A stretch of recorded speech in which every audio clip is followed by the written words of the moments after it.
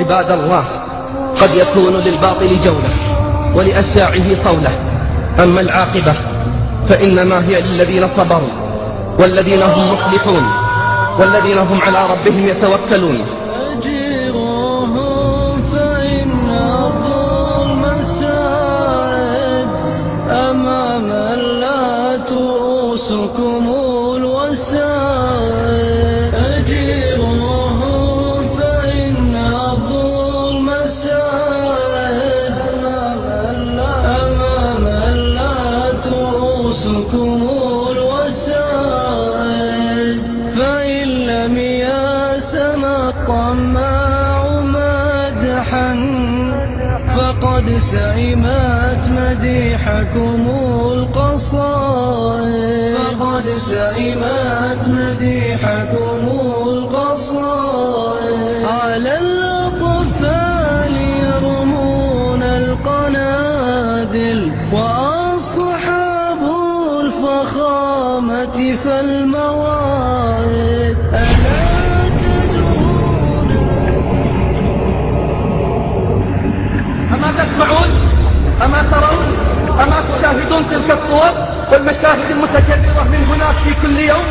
ألم تروا تلك العجوز الباكية قد هدم بيتها وشرد أطفالها؟ ألم تروا ذلك الشيخ الكبير قد غطى وجهه حتى لا نرى دموعه وأثر البكاء؟ ألم تروا صور القتلى من الأطفال والرجال والنساء والطائرات تقصفهم بلا رحمة صباح مساء؟ ألم تروا صور العفيفات عند نقاط التفتيش وهن يجردن من ثيابهن وحجابهن ويتهمونهن أنهن إرهابيات؟ أما سمعتم صراخ الأسرى بل والأسيرات وأخبار الانتهاكات والاعتداءات؟ ما هو شعورك لو هدم بيتك وقتل أطفالك أمام عينيك وأمام ناظريك؟ شعوب الأرض في دعة وأمن، وهذا الشعب تنحشه القروح، تناوشه الطغاة فأين يمضي؟ وهل بعد النزوح وذا النزوح يقارع طغمة الإجرام قردا وتشكو للجروح به الجروح؟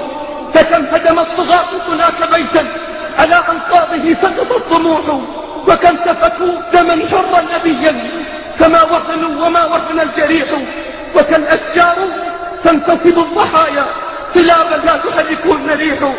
أما سمع الكبار لهم صراخا وما نطق العيي ولا التصيح، كأن دماءهم ماء كريه وأن وجودهم عرض قبيح.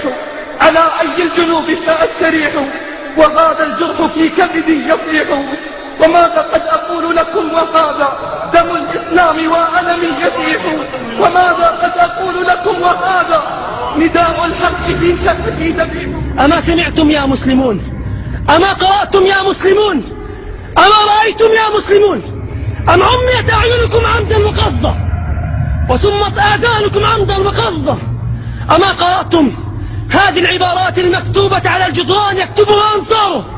لا إله إلا بشار ولا رسول إلا البعث.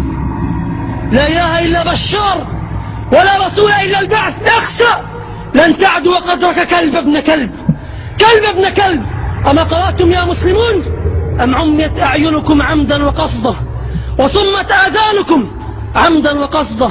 أما رأيتم جنوده المرتدين وهم يسومون الناس سوى العذاب، يعذبون كبار السن 60 و70، يضربون وجوههم وأدبارهم ويطرون أعناقهم، لا يخففون عنه وطأة العذاب حتى يقولون له قل لا إله إلا بشار، لا إله إلا بشار.